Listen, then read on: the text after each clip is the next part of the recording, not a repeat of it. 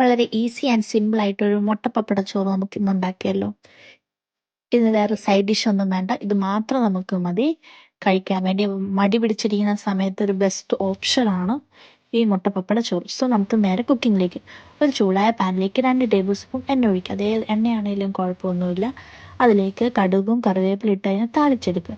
അതിലേക്ക് ചെറുതായി അരിഞ്ഞു വെച്ചിരിക്കുന്ന 2 സവോളയും കുറച്ച് ഉപ്പും കൂടെ ചേർത്തത് നല്ലോണം വഴറ്റിയെടുക്കും. ഒരു ഗോൾഡൻ ബ്രൗൺ കളർ ആകുന്നവരെ. അത് കഴിഞ്ഞിട്ട് അതിലേക്ക് ഒരു തക്കാളി ഇട്ടും അതും നല്ലോണം വഴറ്റിയെടുക്കുക. അത് കഴിഞ്ഞിട്ട് ആവശ്യമായിട്ടുള്ള മഞ്ഞൾപ്പൊടിയും മുളക് പൊടിയും ചേർത്ത് അതിൻ്റെ പച്ചമണം മാറുന്നവരെ അത് ഇളക്കിയെടുക്കുക.